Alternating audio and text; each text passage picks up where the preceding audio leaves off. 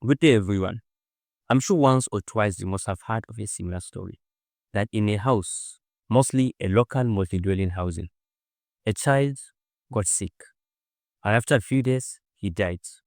But then suddenly, many other children of his age also became sick, and then many follow and kick the bucket, while others eventually might recover.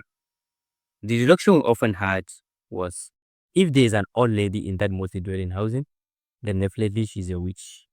Or maybe someone close by was a soul eater who has been eating the soul of those children, and that is why they keep dying one after the other.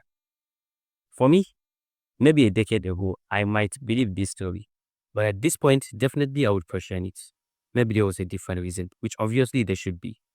And a simple reason could be that that child was simply unvaccinated, which makes him very susceptible to getting infected and as well infecting others.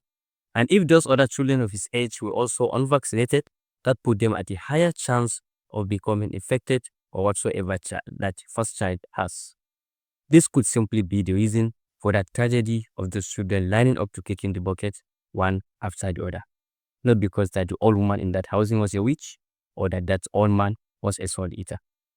I've spoken of unvaccinated child. We need to understand what vaccination is. Vaccination simply is inoculation, which means the introduction of antigenic substance into the body of a child, which helps him develop immunity against specific diseases. So that when the body becomes exposed to those diseases, the body will be ready to fight them off. Most of these diseases are of the type that if the body was not vaccinated against them, they can really be detrimental or even fatal. Examples are measles, which was once a leading cause of childhood death prior to vaccination. Others could be tetanus, which can cause paralysis in children, and many others, like diphtheria, whooping cough, and rubella. For these reasons, vaccination has become an act of medicalization and not only a protecting the child, but any other individual it relates with. Now let's look at some comparison why it's crucial with vaccinated child.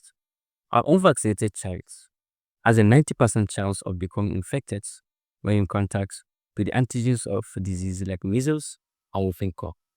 And when infected, he has a basic reproduction number of about 12 to 18, which means that child is capable of infecting about 12 to 18 people he relates with. On the other hand, a vaccinated child has an only 3% chance of becoming infected when in contact with antigens of those diseases. And in the rare case that he becomes infected, he only has a basic reproduction number of between 0 to 1, which means he's very less likely to infect others. And as well, he has a very high chance of fighting off those infections. That is why vaccination is crucial. A fair question could then be, aren't there side effects of vaccination? Well, mostly the reaction that can be seen after vaccination could range from mild, moderate to adverse. For the mild and moderate reactions, actually something not to worry about. It's in fact a good thing. It says that the vaccination given to that child is working. That is why that child might have some rashes and maybe a little fever. For the adverse reaction, it's very less likely. And then if it occurs, it's mostly due to some physiological changes in the body of that child. And that is why it is important prior to vaccination, you need to make some information now. Like, is your child currently sick? Is your child on any antibiotics? Do your family have any history of autoimmune disease?